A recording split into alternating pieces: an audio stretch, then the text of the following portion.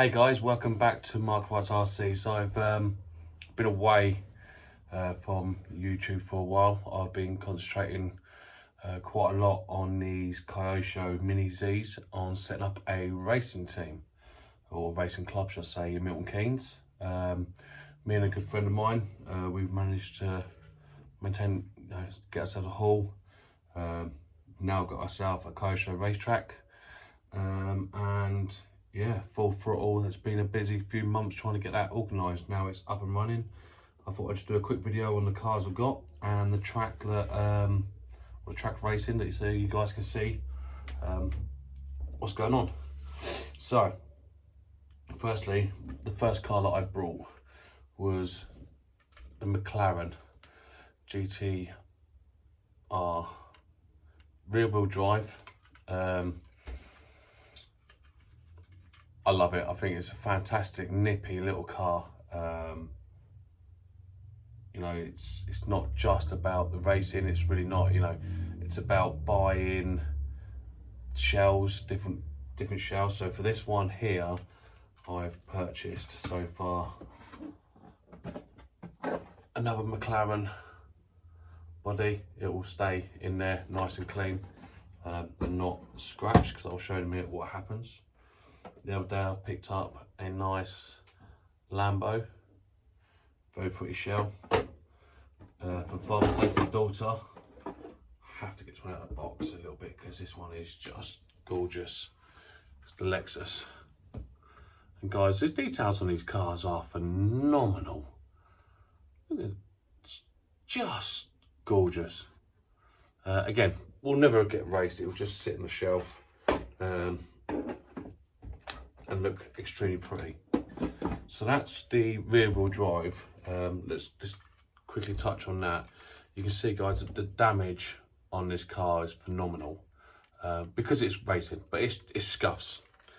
On the inside, we have our little tags up here.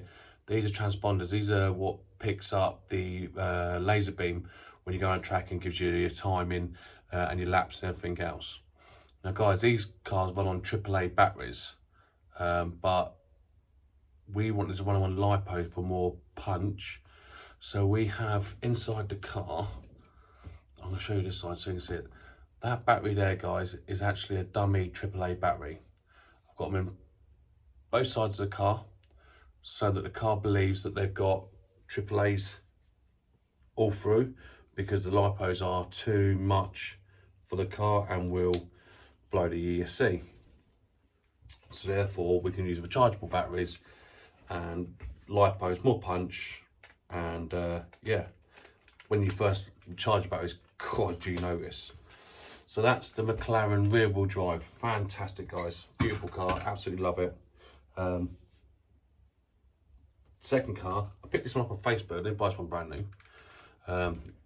It did have big lights on the front. Again, when you come to racing, it's not all about the aesthetics. You want light, you want nimble, you want to be able to chuck it around the corners, and everything else. So this car come to me, and I bought this car. It's got the light kit on the inside. Again, I might have to remove that. But also, this one's a 4-wheel drive. So it's a completely different setup. But as you can see, guys, this has been already modded. The guy that I bought this off already done so much work to this. Again, it's got another race tag in it, so we can keep the eye on the times. Now this is a fantastic car. I struggle because I end up flipping quite a lot as I come into corners, but I put slicks on the front, grips on the back, and it improved massively. Very hard, but at a lower speed it's fantastic. But with this one, the uprated motor, so it's not got the standard Kyosho motor, it's got the next one up. It's a lot more power going down the straights. So, fantastic. I still race this all the time. Brilliant car. And thirdly, yes, David Coulthard's Mercedes. What a car. I mean, this is old, guys. You can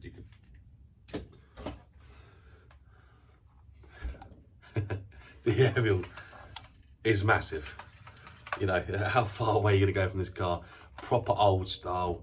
Absolutely love it. I'm not going to probably race this, guys. I'm going to be honest. This is purely Shelf Queen.